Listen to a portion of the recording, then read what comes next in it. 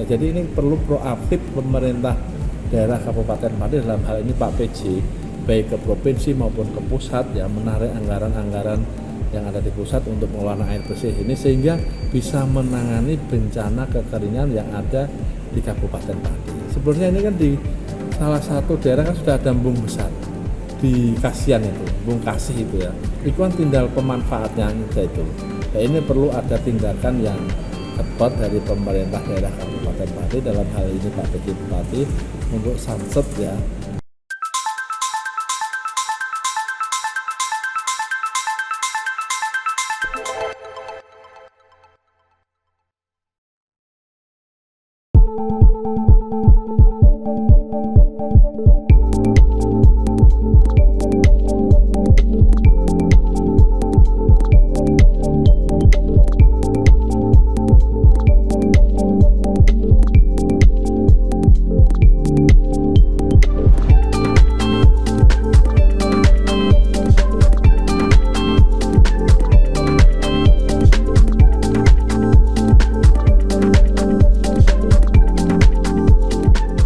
Hari ini teman-teman, ya, gabungan dari lembaga, ada mantra, ada apa tadi, ya, kemudian Laskar Penjawi, kemudian ada DJL, kemudian ada Tajam, ya. Ada beberapa tuntutan. Yang pertama terkait dengan PPC 55 kan lambat. Kemudian penanganan bencana kekeringan, ya, yang dianggap oleh teman-teman lembaga itu pemerintah daerah kurang satset lah, ya, kurang nampak ada hasilnya. Kemudian yang ketiga, teman-teman lembaga tadi mempertanyakan tentang raperda CRS yang tidak selesai. Tadi sudah saya jelaskan, itu masih dalam proses yang terkait dengan penanganan Pergub 55, kemudian raperda CSR itu masih dalam proses. Saya meyakini di akhir tahun ini selesai. Akan tetapi terkait dengan penanganan bencana kekeringan ini, saya juga merasakan kalau pemerintah Kabupaten Pati ini kurang satset. Saya berharap tidak hanya ditangani untuk sesaat saja, akan tetapi secara permanen juga harus ditangani kalau bencana kekeringan. Kan di Kabupaten Pati ini sumber mata air juga banyak. Tinggal bagaimana kita mengolah untuk disalurkan kepada masyarakat yang notabene daerah itu mengalami kekeringan. Apalagi pemerintah pusat itu sebenarnya welcome terkait dengan pengolahan air bersih. Kemarin beberapa hari saya juga membaca itu bahwa tahun 2024 nanti pemerintah pusat nanti akan menggelontorkan anggaran untuk penanganan masalah air bersih ini.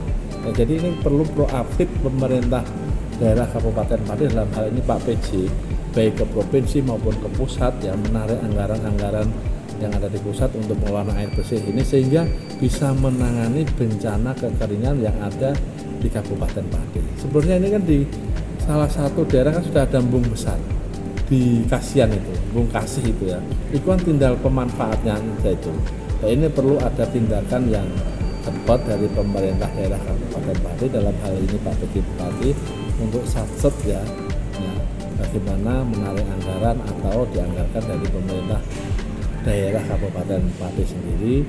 Penyertaan modalnya bukan ke Bank Jateng tapi ke PDAM, mengolah air bersih menjadi kebutuhan masyarakat, kan begitu, ya, kan yang lebih urgent itu untuk menangani bencana kekeringan selama ini secara permanen. Jangan hanya ketika orang, ya, membutuhkan baru diberikan air di tangki, ya, itu wajib, tapi kita akan mencari solusinya jangka panjang, ya, itu teman-teman, ya. Nanti kami akan koordinasikan dengan Pak PJ dan Pak Sekda selaku Ketua TAPD. Terkait tuntutan untuk Pak PJ yang itu apa untuk mundur, Pak? Kalau yang mundur itu kan bukan kewenangan kami, itu kan kewenangan pusat. Nanti kinerjanya kan dievaluasi dari beberapa kinerja, tidak hanya yang disampaikan itu. Tentunya kan ada reward dan ada punishment. Ya, rewardnya dengan punishmentnya lebih banyak mana? Ya kan, termasuk penanganan stunting, ya, kemudian penanganan inflasi, ya, penyaluran BLT, ya, dalam rangka penanganan inflasi itu kan menjadi kewenangan pemerintah pusat.